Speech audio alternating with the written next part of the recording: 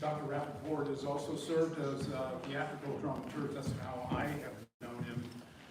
For professional theaters, including the Oak Globe, the San Diego Rep, the California Shakespeare Festival, the British American Youth Festival.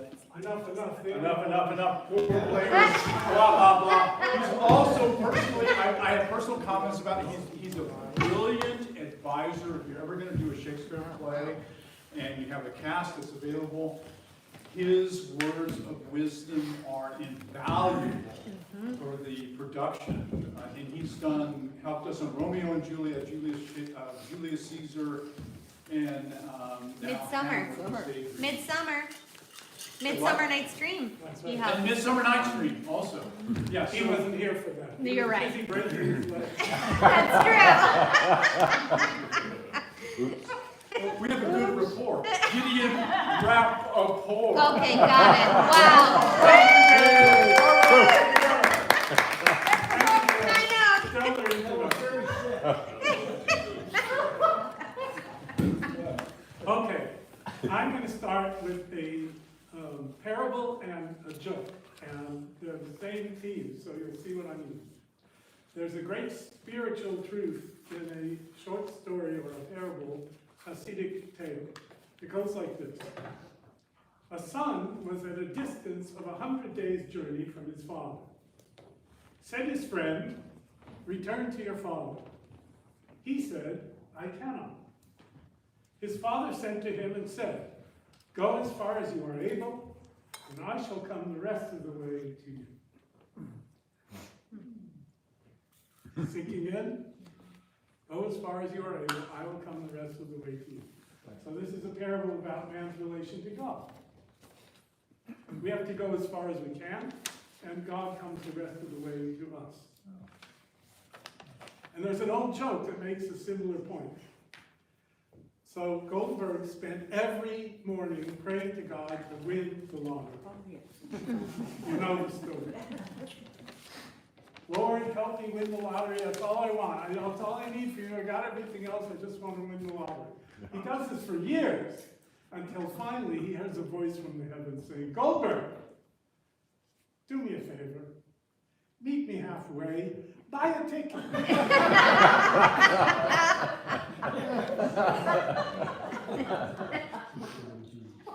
So today I'm going to try to help us meet Shakespeare halfway. But first I have a trigger warning. I might be using the word God today. I may be trying to help us meet God halfway, as Shakespeare is. God, of course, is the ultimate persona non grata to various groups of people these days. I can list them. Certain evolutionary biologists, most Freudians, some feminists, many existentialists, most deconstructionists, all postmodern neo-Marxist critical theorists, and so on. Since at least in the academic and publishing world, these groups make a large majority, I had to publish this book myself. This is called William Shakespeare's Hamlet, edited and annotated by yours truly. So to the question, his question to me for today. What does Shakespeare's Hamlet have to say to us in today's modern world? That's what you came here to hear, right? Right. More or less. What's the answer? The answer is the same thing it had to say in Shakespeare's own audience, and the same it would have said to any audience between his and ours if it hadn't been mangled by unintentional or intentional misreading, misinterpretation, and misdirection. That is by directors. Misdirection.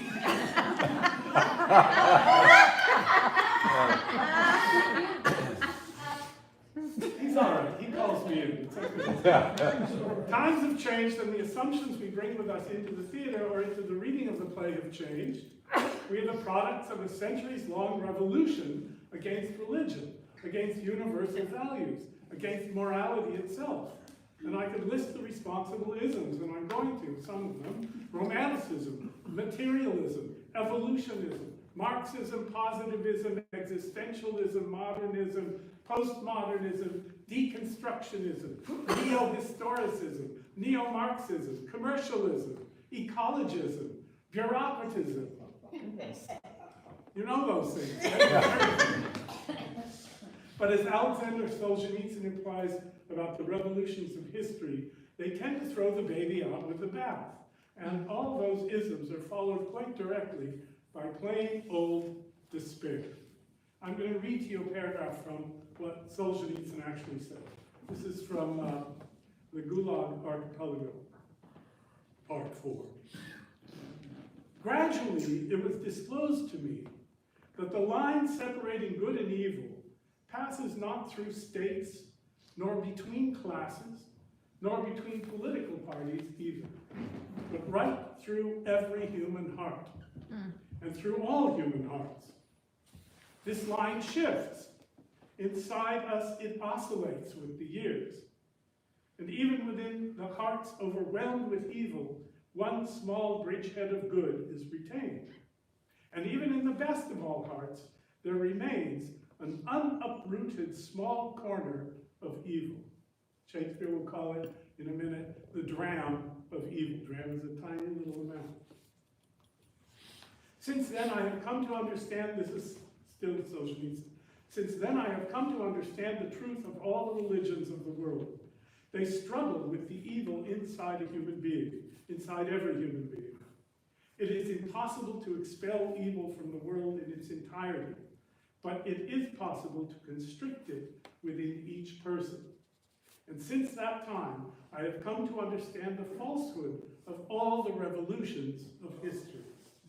They destroy only those carriers of evil contemporary with them, and also fail, out of haste, to discriminate the carriers of good as well.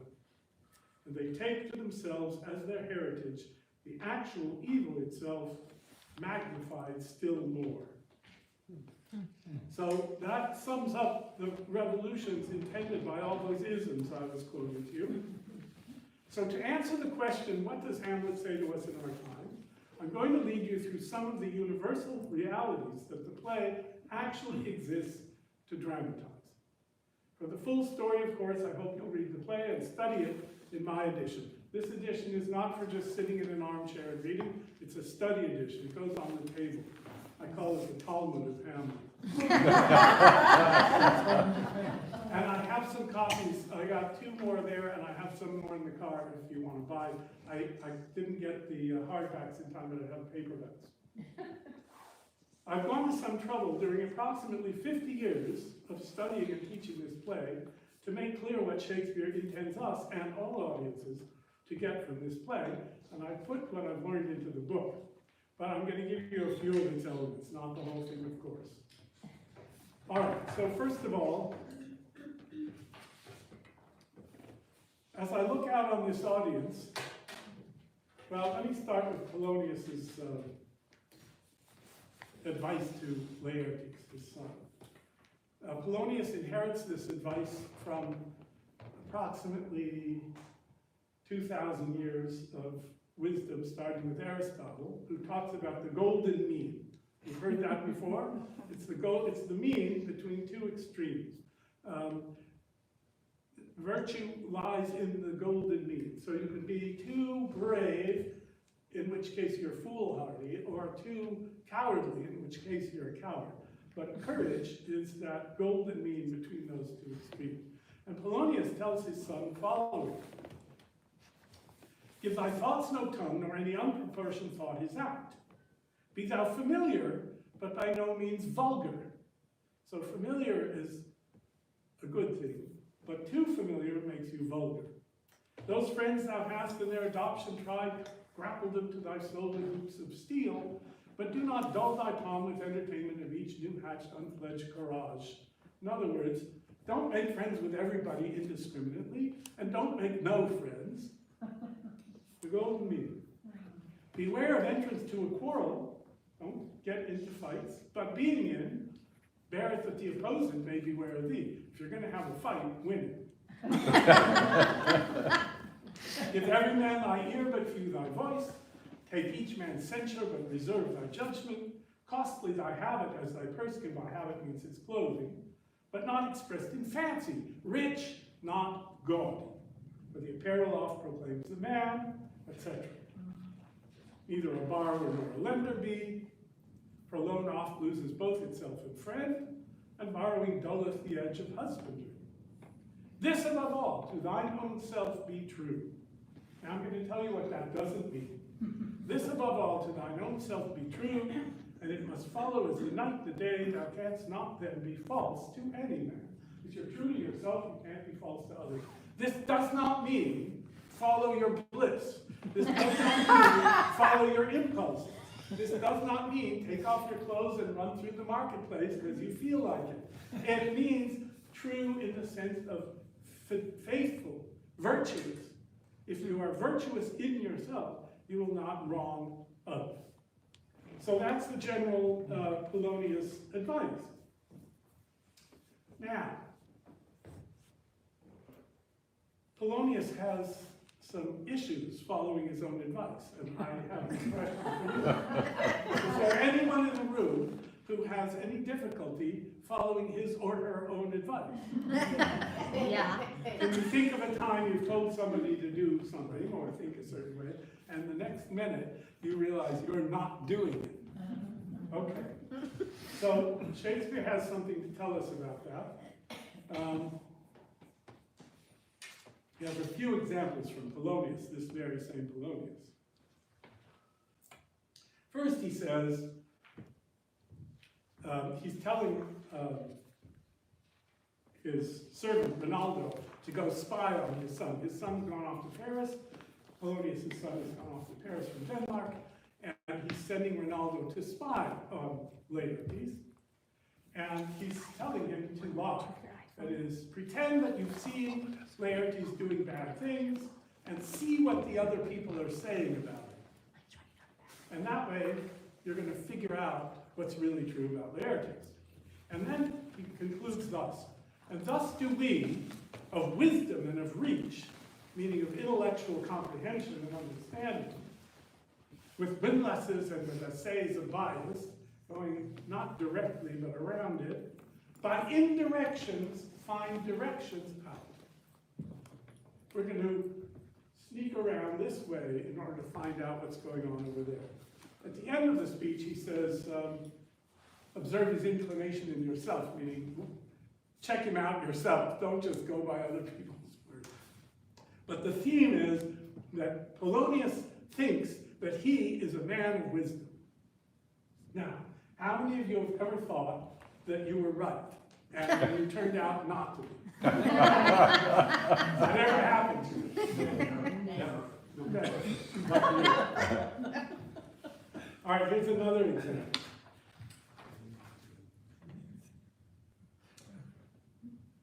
He tells his daughter, Laertes, before he leaves, tells his sister Ophelia, don't get too close to Hamlet. He might, not be able to marry you because it's partly up to the king and partly up to the nation. And that's fairly okay advice, although we know that later that Hamlet does love Ophelia and she him. But her father hears that Hamlet's been hanging out with her and she with him, and he says, dump him.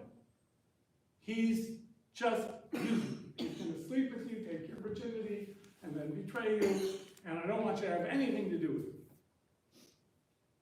He's going overboard. He's not following his own advice.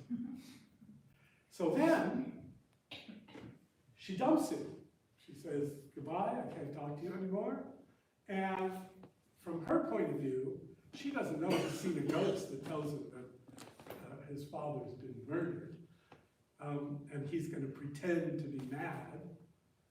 And he pretends to be mad in two ways. He pretends to be mad for love to Ophelia. He pretends to be mad for ambition, thwarted ambition, to Rosencrantz and Guildenstern. In any case, he appears to her as a classic cliche, disappointed lover. His stockings are fouled and down jive to his ankles. He's not no hat on his head. He's a mess. He's staring at her. He can't talk. He's play acting the classic thwarted lover. And she runs to her father and says, describes all this, what she's seen. And Polonius says this, I'm sorry, I thought he meant to rack thee, but beshrew my jealousy, meaning here suspicion. Then he says, By heaven, it is as proper to our age to cast beyond ourselves in our opinions, as it is common for the younger sort to lack discretion. What's he saying? Older people, wiser people, go too far in assuming we understand what's going on. Younger people lack all discretion. They just go on in. And this is a true statement. It is proper to our age, the older people, to cast beyond ourselves in our opinions. Have you ever gone too far in assuming something and then find out it was too far? As it is common for the younger sort to lack discretion. So that's true. He said that that's true. And it is true. And he ignores it. Because he immediately jumps to the conclusion that Hamlet is mad for love of Ophelia, and that it's her fault in rejecting him, and he's going to rush to the king and justify himself. And he's going to hold to that idea through the rest of the play till he gets killed for it. Because he's sure that he knows better. Now, what does that have to say to us? Is there anybody who's sure that he or she knows better? He goes so far in this that he says to the king, he says, it's because of this thwarted love that he's fallen into his madness, Hamlet. And the king says, do you think 'tis this? And the queen says, it may be very like. And Polonius says, hath there been such a time, I would fain know that I have positively said 'tis so, when it proved otherwise? The king says, not that I know. And Polonius says, take this from this, if this be otherwise. Cut my head off if I'm wrong. Guess what? He's wrong. And he's so aggressively sure that he goes and hides in the queen's chamber to hear what Hamlet's going to say to her, and he gets killed. Hamlet, of course, thinks it's the king that he's killed. Okay, so there's something else that Hamlet tells us that's also kind of universal. And it's in the scene, let's see.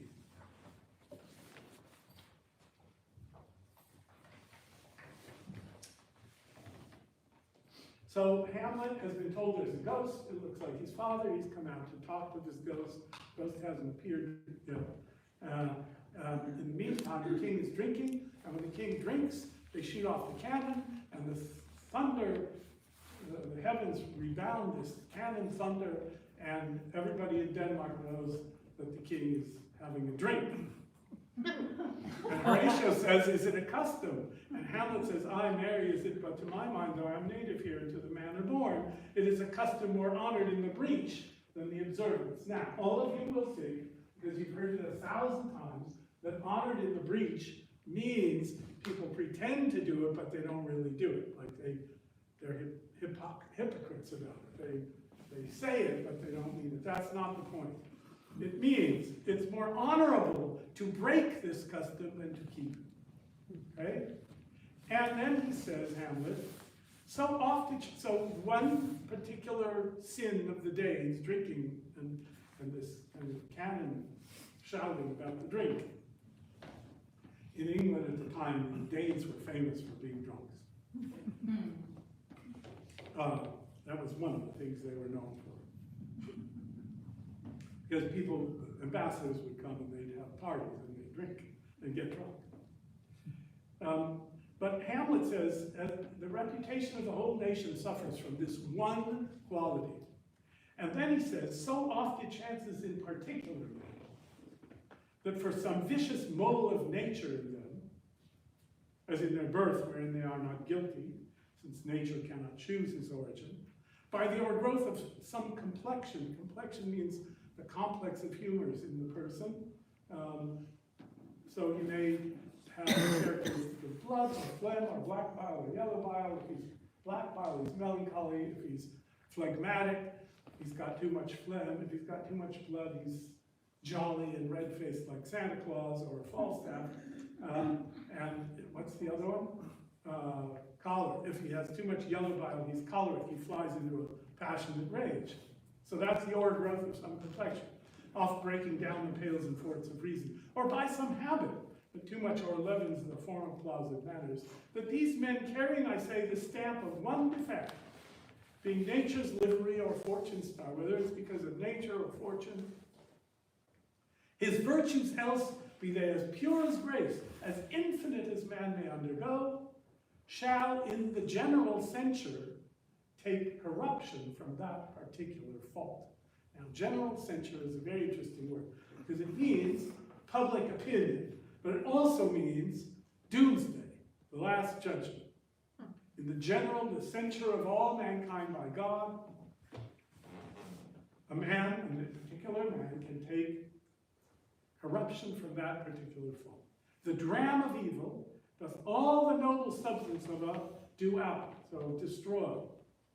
All the noble substance is destroyed by this dram of evil to his own scandal, which can also mean at this time damnation. So Hamlet, Shakespeare is setting us up in this play for the possibility that one small aspect of the character, one sin, one problem in the or disposition can corrupt the whole rest of one's nature. That's pretty scary, but it seems to be true. All right, 168. Let's say, what's the context of this?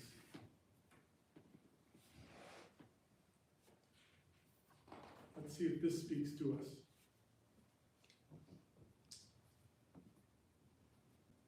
So, after Hamlet flies into a rage hearing about the ghost, that the king has killed Hamlet's father, he wants to rush off and have revenge. The ghost has said a pretty interesting thing.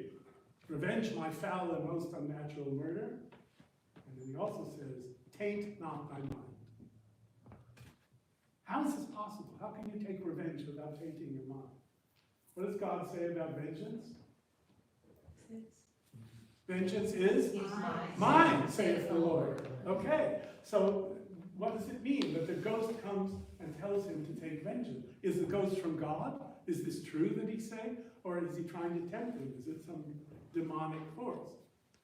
So Hamlet stops and thinks, and then he says, after a quite moving soliloquy, I have heard that guilty creatures sitting at a play, this is Shakespeare advertising the power of theater, have by the very cunning of the scene been struck so to the soul that presently, meaning immediately, they have proclaimed their malefactions. For murder, though it have no tongue, will speak with most miraculous organ. I'll have these players, the actors, play something like the murder of my father before mine uncle. I'll observe his looks. I'll tempt him to the quick. That means take a piece of gauze and rub it into the wound to get the surface cleared away and clear out the mess in the wound, which hurts. The quick is the living part of the flesh. If I do blench like that, I know my course. Why? The spirit I have seen may be a devil, and the devil hath power to assume a pleasing shape. Yea, and perhaps out of my weakness and my melancholy, as he is very potent with such spirits, abuses me to damn me. I'll have grounds more relative than this. The play is the thing wherein I'll catch the conscience of the king. All right, what does it tell us? The spirit may be a devil who abuses me to damn me. Must we follow our impulses wherever they lead us all the time? Do you remember Flip Wilson's Geraldine Jones? The devil made me buy this dress. We don't know how much the devil played, how much role the devil plays in our lives, but it's often an excuse that we can use. The devil made me buy this dress. In any case, he's got to find out whether the ghost was telling the truth. He's going to use the play to do it. Now, he reinforces this idea in the very famous, way too famous to be or not to be speech. It's a great speech, but it's not a passionate speech. It's an intellectual speech. It's actually The form of the speech is a quaestio. It's a medieval kind of university exercise. In the morning at the universities like Wittenberg, where Hamlet went to school with Horatio, the rector would ask a question, very general question, and fundamental theological question in the morning, and then they go through their regular studies and all their arguments during the day, but they, on the side, when they had a chance, would talk about this, and at the end of the day, the rector would give a sermon answering the question. And the question could be, does God exist? Or do we have free will? Or does purgatory exist? Or any such kinds of things. And Hamlet is faced with that kind of quaestio by saying, to be or not to be. That is the quaestio, that is the question. Whether 'tis nobler in the mind to suffer the slings and arrows of outrageous fortune, or to take arms against the sea of troubles, and by opposing, end them. Should I go off and kill the king and end my troubles, even if I die for it? Dying is good, to die to sleep no more, and by a sleep to say we end the heartache and the thousand natural shocks the flesh is heir to. 'Tis a consummation devoutly to be wished, to die, to sleep. To sleep, perchance to dream. Aye, there's the rub. For in that sleep of death, what dreams may come, when we have shuffled off this mortal coil, must give us pause. There's the respect that makes calamity of so long life. I mean, calamity lives so long. For who would bear the whips and scorns of time and all these other evil things, when he might himself his quietus make with a bare bodkin? That's a dagger. He could just kill himself with a dagger easily. Who would fardels bear to grunt and sweat under a weary life, but that the dread of something after death, the undiscovered country from whose bourne no traveler returns, puzzles the will and makes us rather bear those ills we have than fly to others that we know not of. What's he worried about? What is the dream that might come in death? Why could it be bad? What's he talking about? He's talking about the possibility of damnation. What does he believe? What does Shakespeare believe? That when we die, we go to judgment. And the judgment might be good, and it might be bad. And if it's bad, we go to hell, and then we're punished, and we're punished eternally. Thus, conscience does make cowards of us all. Conscience here means the awareness of being imperfect, the awareness of being a flawed human being, the awareness of being fallible, of actually having sins on your ledger. That awareness makes cowards of us all, and thus the native hue of resolution is sickly on the pale past of that particular kind of thought, and enterprises of great pitch and moment, like going to kill the king, with this regard, their currents turn awry and lose the name of action. It's the exact same idea that he expressed in a passion in the previous speech. The ghosts I've seen may be a devil who abuses me to damn me. Abuses means tricks, lies to me. So the to be or not to be speech is Hamlet's explanation intellectually of why a person doesn't rush off to do something that might get him damned. And he's willing to put up with life longer, and he's going to find out whether the king is actually guilty. And then, of course, he'll have justification for killing him, because he's the rightful king of Denmark if Claudius is guilty. All right. Now, what happens in Act 3, Scene 3, which is the climax of the play? And what does this have to say to us? So, Claudius comes in and he looks horrified because he's seen the play and it reminds him of his crime. By the way, I'm telling you that Claudius is guilty. We find that out in this scene. Claudius comes in and this is what we see, our eyes see. Claudius comes in, he's agonizing, and then he kneels in prayer. And Hamlet comes in behind him, and he sees him kneeling in prayer. And we see him pull out his sword, and take a step toward him, and then back off, put his sword away, and go out. That's what we see. What do we think? when we see it. What would we think if we just saw that? He wanted to kill him, but changed his mind. Changed his mind, he's not going to kill him. Why would we kill him? Guilt. Afraid of damnation. Perhaps. Maybe. And here's the man praying. You can't send him to heaven. He what? He doesn't want a chance sending him to heaven. I couldn't hear you. Doesn't want a chance sending him to Oh, heaven. well, that's what we find out in the soliloquy. So Claudius says, "Thou stubborn knees and heart with strings of steel, be soft as sinews of the newborn babe, all may be well." He's going to pray for repentance. But he hasn't repented yet, based on his soliloquy. We know he hasn't yet. Hamlet says, "Now might I do attack." Now he's a-praying, and now I'll do it. He draws his sword, and so he goes to heaven. And so am I revenged. That would be scanned. Wait a minute. That needs to be looked at, scanned, like scanning a verse of metrical words. "A villain kills my father, and for that I, his sole son, do this same villain send to heaven. Why, this is higher in salary, not revenge. He took my father grocery full of bread with all his crimes broad blown as flush as May.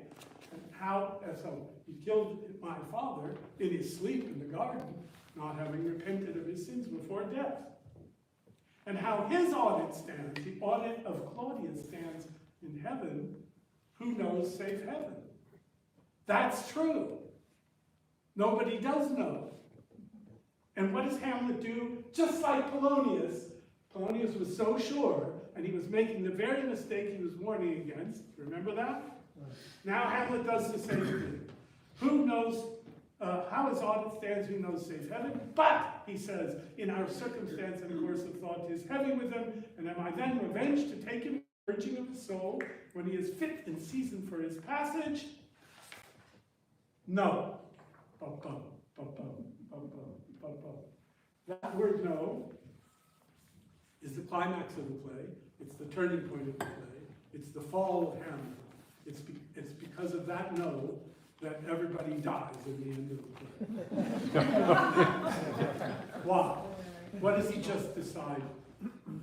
He says, "Up, sword," meaning put away the sword, "and know thou a more horrid head, when he is drunk asleep, or in his rage, or in the incestuous pleasure of his bed, at game a-swearing, or about some act that has no relish of salvation in it, then trip him, that his heels may kick at heaven, and that his soul may be as damned and black as hell, whereto it goes. My mother stays, this physic, this medicine, but prolongs thy sickly days."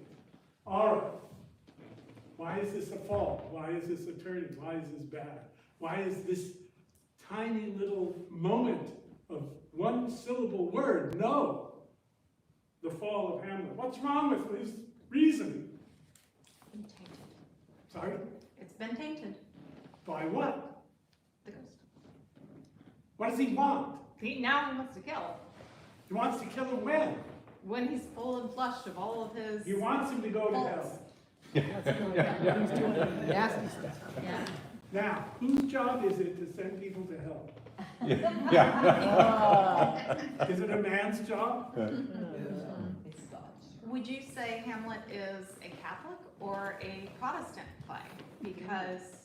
I would say that you are trying to get me hanged by the neck until dead. No, not at Because all. I'm Shakespeare. This is not And Shakespeare is saying to us, I am not taking a stand on any issue between Protestants and Catholics that's going to get me killed either under this monarch or the next one. But here's a facetious, I'm not being facetious, but rather that it's interesting that in that your poison with the general, that the dram poisons all, and that you have the general censure that essentially you can't have a righteous man inside of Sodom and Gomorrah because God already knows what's going to happen, and so it's not really, so it's a predestination. It's that we know what's already going to happen. God's plan is already going to unfold, and that there's nothing that you can do. This is going to happen. So you're telling me that you are assuming Shakespeare is a Calvinist Protestant?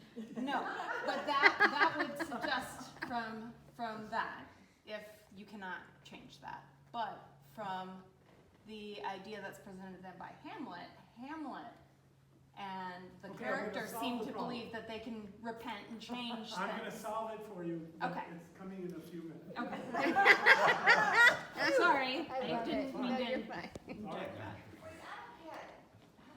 So what, so wait, so he's not gonna kill him when he could go to heaven? So he's gonna wait till he does something bad? But then, Because he wants him to go to hell. right, What's wrong with Hamlet wanting him to go to hell? it's making a judgment of God.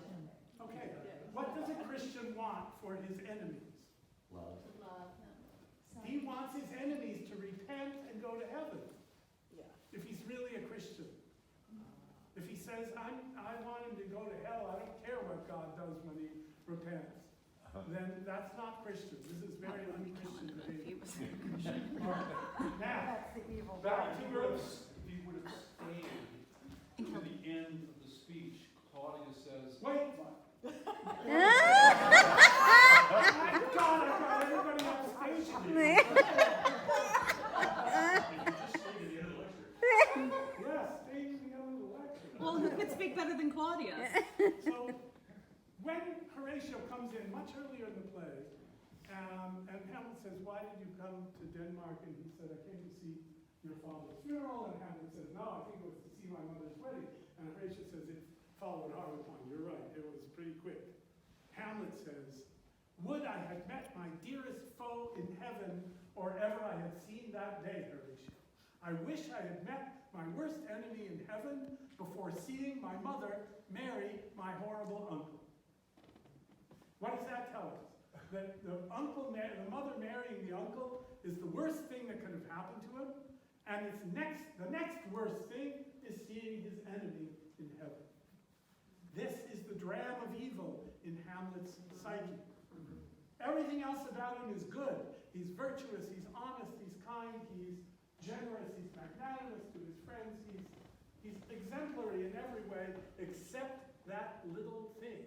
And that little thing comes to flower right here. And then, when he goes out, Claudius stands up and says, and Hamlet doesn't hear this part, my words fly up, my thoughts remain below. Words without thoughts, never to heaven go.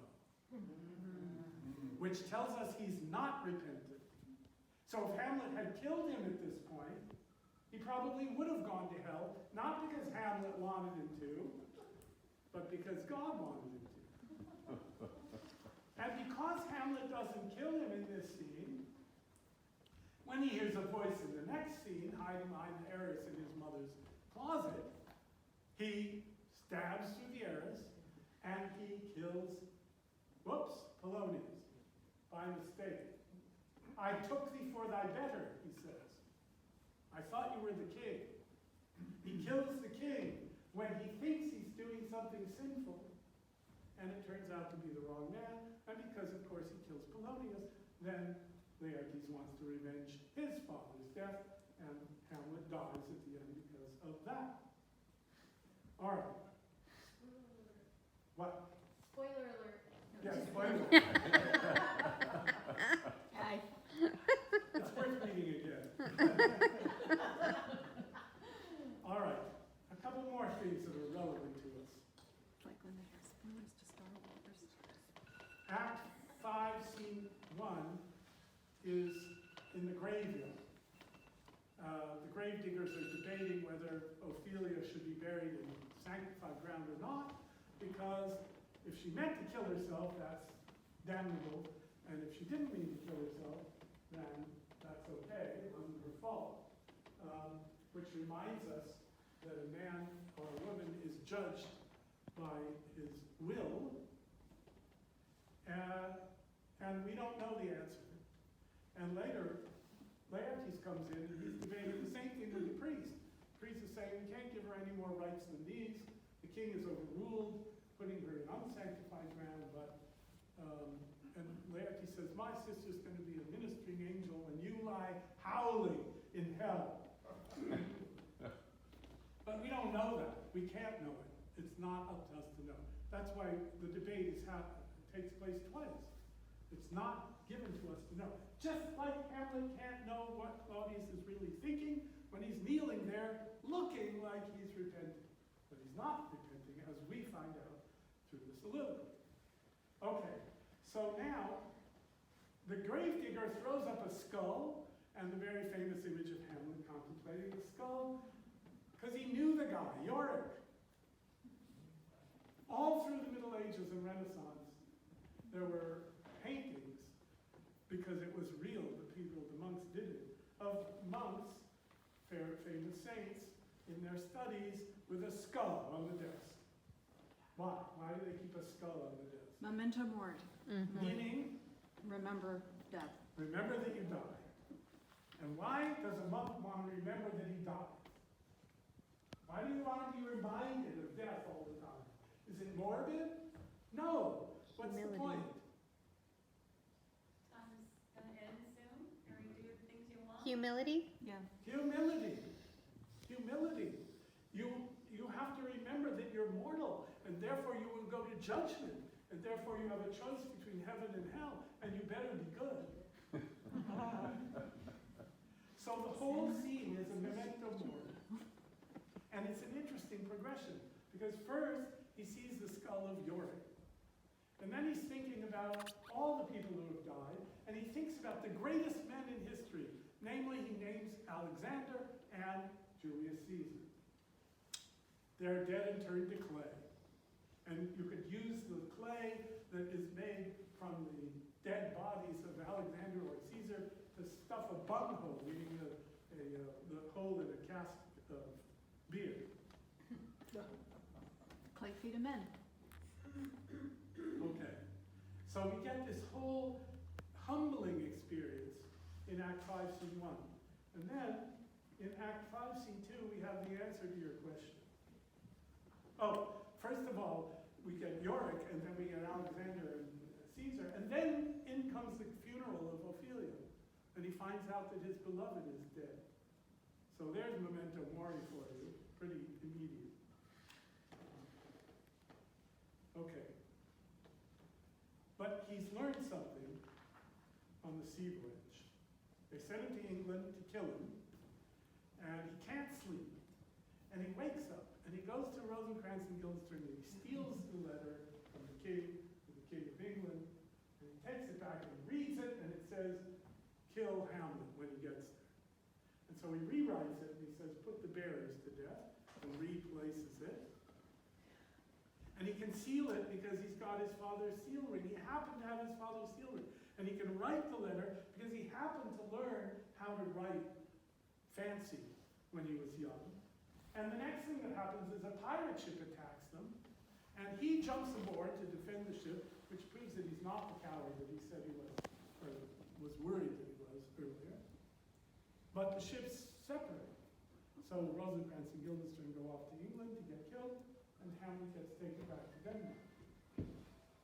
And he says about all those things that added up, even that was heaven ordinate. God was arranging all that. Why? To teach him a lesson.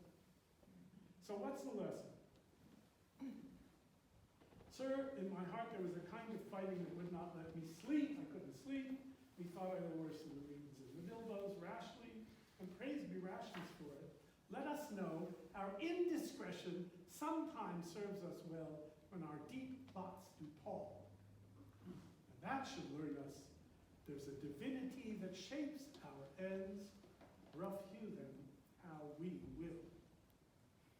Okay, Polonius was by indirections find directions out, and he trusted his own intellect. Hamlet was trusting himself in Act 3, Scene 3. The guy's repenting. I'm going to kill him when he's dead, when he'll be dead. But sometimes our indiscretion serves us better than our deep plots. If Hamlet had flown into a typical Hamlet passion in that scene, 3-3, and killed Claudius in a passion, all the rest of the people in the play would be saved. But he didn't do it. If he killed him out of pure reason and duty and responsibility and not tainting his mind, he would have said, I am the true king of Denmark. I'm obligated to put to death this usurping, incestuous, beastly king, and I'm going to do it because that's the right thing to do. Then he would have killed him, and everyone would have been saved. So either indiscretion or reason would have served him well. What got in the way wasn't reasoning. It was reason pandering will, just what he accuses his mother of. What does it mean to be a pander? A pimp, a go-between. Reason panders will, meaning reason becomes subservient to the desire, in his case, the desire to damn Claudius. And that's putting the higher under the lower. So we have reason, and we have will, and we have physicality or desire. And if they're in hierarchical order, then Plato says we have a just man. But if they're disordered, if your reason and your will are serving nothing but your body, or if your reason is serving your will, then you are disordered. So that should learn us, he says. There's a divinity that shapes our ends, rough hew them how we will. Now, I want you to think about making a sculpture. Let's say of wood or of stone. What do you do first? You rough hew it. You pick the stone out, you chop away the excess stuff or the wood, and then you, what? Shape it. You smooth it, you adjust it, you fix it. Now it looks like what you want. So you rough hew and then you shape. And what he's got is the answer to your question. Divinity that shapes our ends, rough hew them how we will. And our ends means our goals, the ends of our lives, ends in every sense. So in a metaphor, Shakespeare resolves the paradoxical problem of free will and predestination, not by pretending to know the answer because we cannot. We are human. God knows the answer. In God, our free will and his predestination are the same thing. But that idea doesn't compute in the human mind. We can't, it's a paradox. It's a paradox resolved only in God. But Shakespeare resolves it not with a resolution of the paradox, but with a metaphor. There's a divinity that shapes our ends, rough hew them how we will. And by that metaphor, he tells us that both are at work at the same time, in the same set of circumstances. And his conclusion then is, they come in, there's going to be a sword fight. The play sword fight, he thinks, a fencing match for sport. And it turns out to be deadly serious. And Hamlet has a premonition. Wouldst not think how ill all's here about my heart, but it is no matter.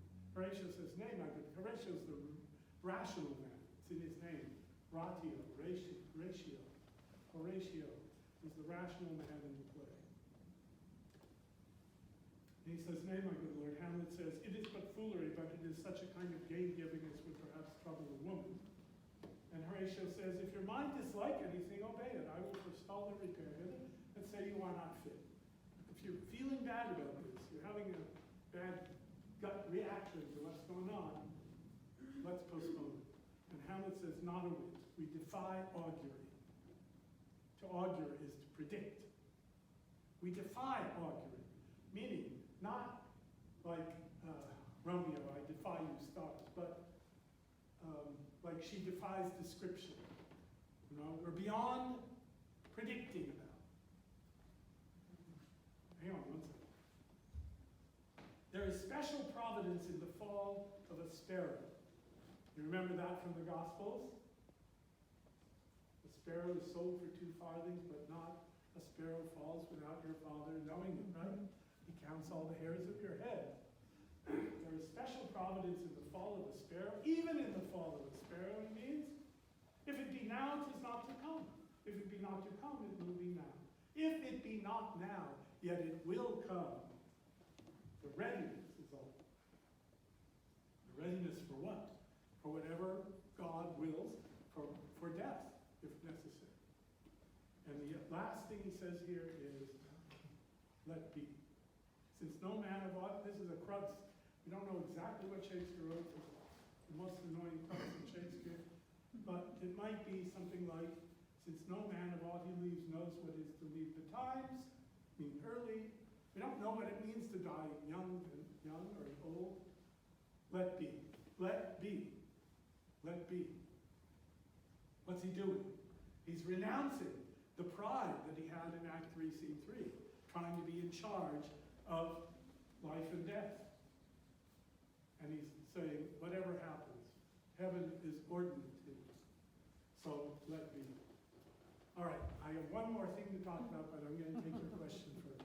Sorry, I was just, I couldn't, the way that you set that up, especially, and with Tom, of course, there's Brutus here, I was thinking do we have, is the Julius Caesar, is that just an offhand, hey, we just picked Julius Caesar in there, or is that directly related to Calpurnia's premonition and, I'll listen to There are you. lots No, of I premonitions. won't.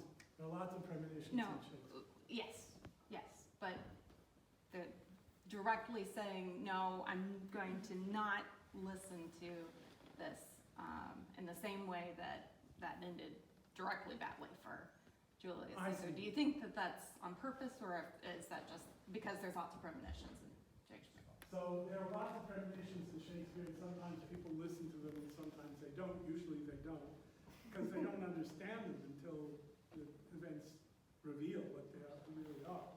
But here, it's a very particular kind of thing. I mean, the reason that Caesar doesn't listen to Calpurnia's,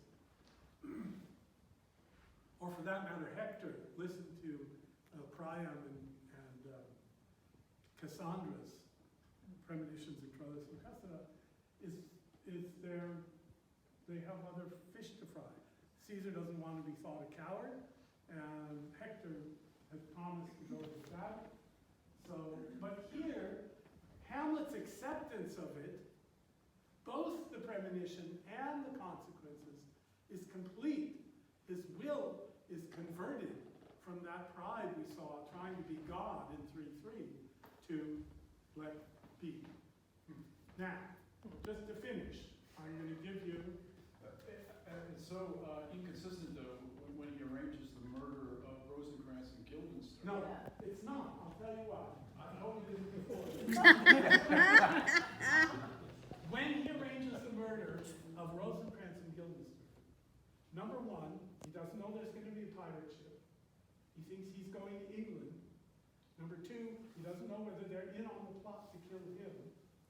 Number three, they are clearly serving the will of Claudius against Hamlet. Number four, he now knows Claudius is guilty and that he is the rightful king of Denmark and therefore has the right of life and death over his subjects. And number five, where am I? He's saving his life. So there is no viciousness. Plus which, he is not sending them to hell. He's sending them to death and leaving their souls to God, which is not what he was doing with Claudius. So there's a big difference. Okay. Exactly. So there. Why does Horatio react with, Horatio doesn't. Horatio is the rational man until the last moment of the play, and he is so passionately moved. Hamlet is passionately moved often in the play.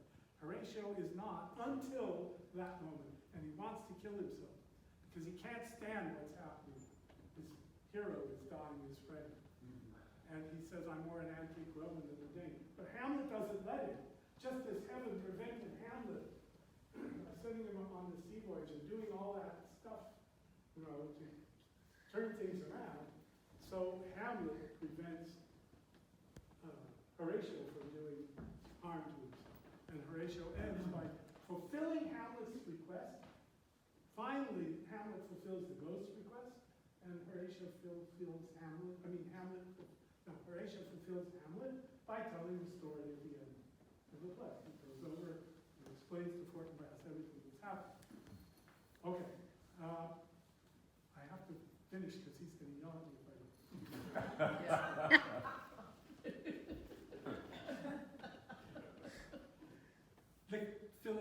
logical center of the play is Hamlet's speech to the players, the actors. Speak the speech I prayed as I pronounced it to you, trippingly on the tongue. But if you mouth it, as many of your players do, I had as lief the town crier spoke my lines. Okay? So there's Polonius's golden mean again. Do it in a certain way, don't overdo it. And if you want the ultimate lesson for our time of this play, that's it. Do it a certain way, don't overdo it. There's a divinity that shapes our ends, rough hew them how we will. So, don't saw the air too much with your hand, but use all gently, for in the torrent tempest, and as I may say, whirlwind of your passion, you must acquire and get a temperance that may give it smoothness. What does temperance mean? It's that balancing between the opposite extremes. It's finding the golden mean. And it's different in every single situation, but you have to find it, or you're going to go too far one way or the other. Without Herod's Herod, pray you avoid it. Don't overdo it, which is what Hamlet's done in 3:3. He's overdone it. He's tainted his mind. He's not listened to the ghosts, the second half of the ghost's charge to him. He decided, my feeling, my desire for vengeance is more important than killing the kid. And that was his mistake. Then he says, be not too tame, neither, but let your own discretion be your tutor. Suit the action to the word to the action, with this special observance that you are stepped not to modesty, that is the temperance, the immediate nature of nature.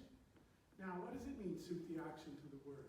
Literally, in this moment, it means the actor needs to suit his action to the words he's saying. I keep reminding people that Shakespeare's audience went to hear a play, not see a play. In Act 3, Scene 3, everything's in the words, even though the sight misleads them. But it also has an echo to Shakespeare's Christian audience of the word, the logos. Suit the action to the logos to the action. And the word is what? Word is God. Yeah, the word is with God and the word is God. The logos. Okay, the Greek has a much bigger sense than the English word, but you get the point. For anything so overdone, is from the purpose of play, meaning acting, whose end, both at the first and now, was and is to hold as 'twere the mirror up to nature, show virtue her own feature, scorn her own image, that is the good, what the good looks like, and the bad, what the bad looks like, and the very age and body of the time is form impression. Now this overdone, which is what Hamlet's done, or come tardy off, which is what Hamlet's done, to postpone killing the king, though it makes the unskillful laugh, cannot but make the judicious grieve. The censure of which one must in your allowance o'erweigh a whole theatre of others. And who's the one whose judgment matters, whose censure matters? So everything in this speech, which is literally true about acting, and all actors will tell you they find inspiration in this speech about how to act, not to overact, not to underact. It's also a metaphor for the nature of life. See, I didn't know that. That's good. That explains your play. That neither having the accent of Christians, nor the gait of Christian, pagan, nor man, have so strutted and bellowed that I have thought some of nature's journeymen had made men, and not made them well. They imitated humanity so abominably. Well, that's what Hamlet was doing in 3:3, strutting and bellowing for his own sake. I hope we have reformed that indifferently with us, says the first player. Reform it altogether, says Hamlet. And let those that play your clowns speak no more than is set down for them. For there be of them that will themselves laugh, to set on some quantity of bearing spectators to laugh too, though in the meantime some necessary question of the play be then to be considered, like preventing the whole of Denmark from being destroyed by your choices here. That's villainous and shows the most pitiful ambition in the fool that uses it. And then what does he say to them? Go make you ready. The end of this metaphor is go make you ready. The readiness The is end all. of the play is the readiness is all. And Shakespeare knows what he's doing. Shakespeare knows what he's doing. Okay, I'm going to take questions. Wow. Okay, Woo!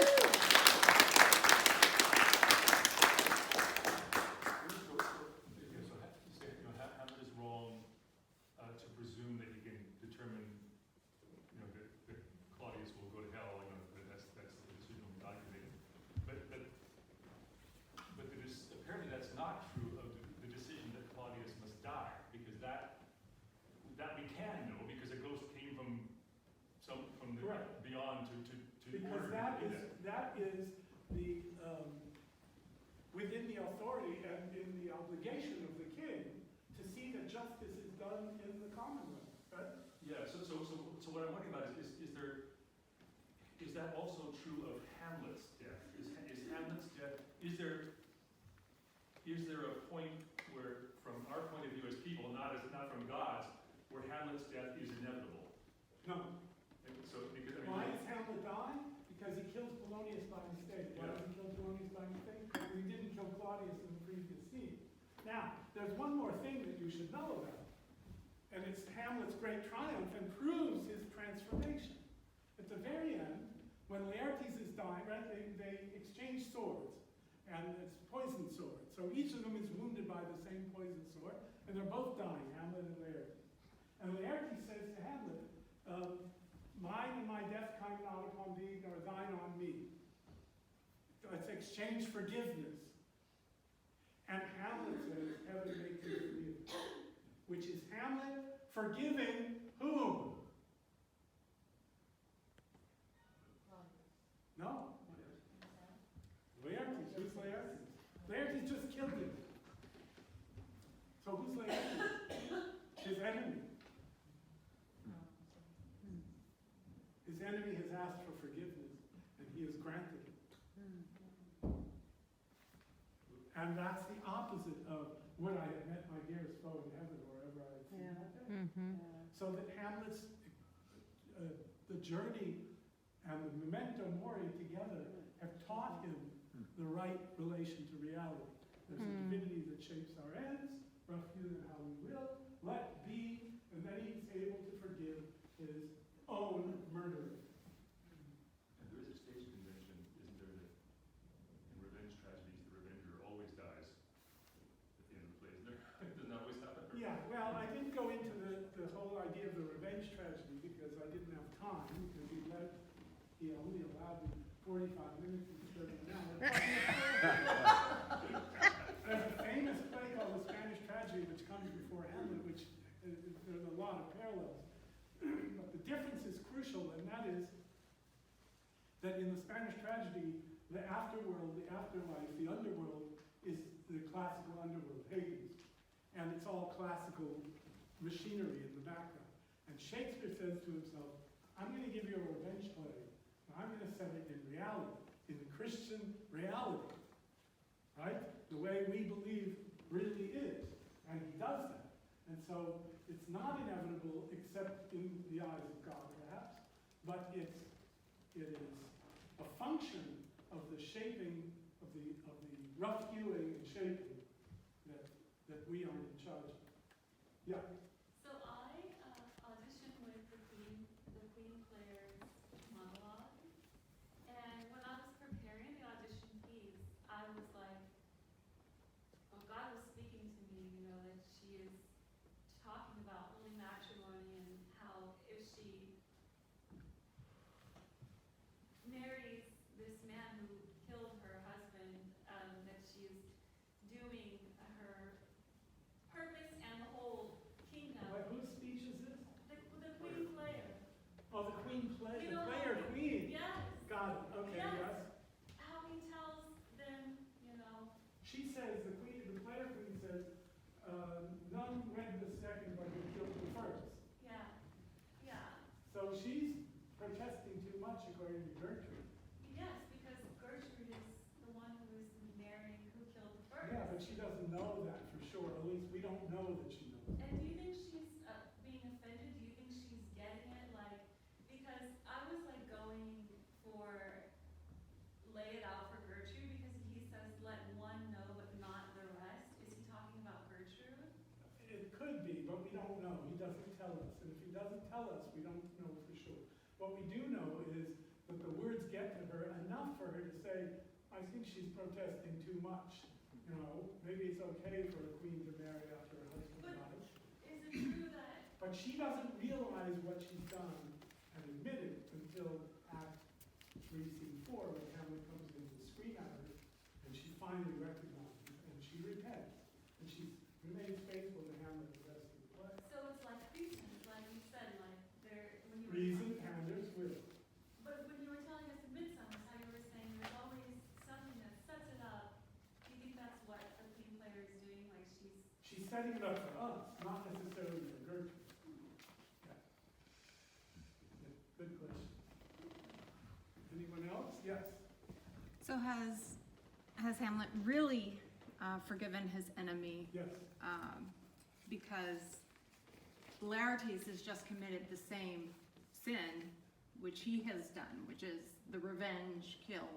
But he's repented on his deathbed, because when you're dying, it clarifies things in Shakespeare often.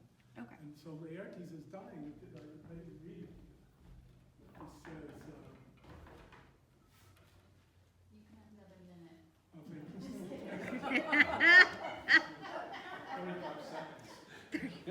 35 seconds. But that's not something Hamlet can know. Hamlet, thou art slain, no medicine in the world can do thee good, indeed there is not half an hour's life. The treacherous instrument is in thy hand, unbaited and invented. The foul practice, meaning plot, has turned itself on me. Lo, here I lie, never to rise again. My mother's poisoned. I can no more the king's to blame, which is true, and he kills the king, treason. And then Laertes says, he is justly served, it is the poison tempered by himself. The king has spent a long time seducing Laertes into this horrible act. Exchange forgiveness with me, Hamlet. Mine and my father's death come not upon thee, nor thine on me.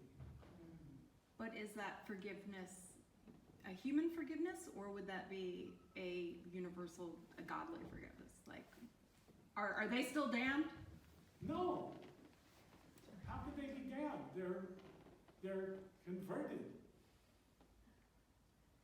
He's not speaking for God, he's speaking for himself. Yes. What does God want us to do with our enemies? Okay. Forgive them. Okay. If they repent. At the last second. And forgiving, and Hamlet's answer is, heaven make thee free of it, of the guilt of this killing me. Okay? So they have forgiven one another. Invented as in Christian caritas, or love, if you want to translate it that way. Wait, just a second. Yeah, he's right here. As for you, Gideon, people are waiting for you to come out. Right?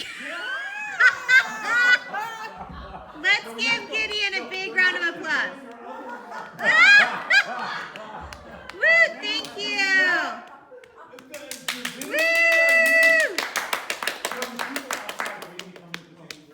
Okay, but thank you, Gideon. Thank you. Thank you. Wait. I have 2 copies here if you want to buy them. I'll sell them at a slight discount. And I have more in the car if you want to buy the paperback version. Hardback hasn't come. Thank you.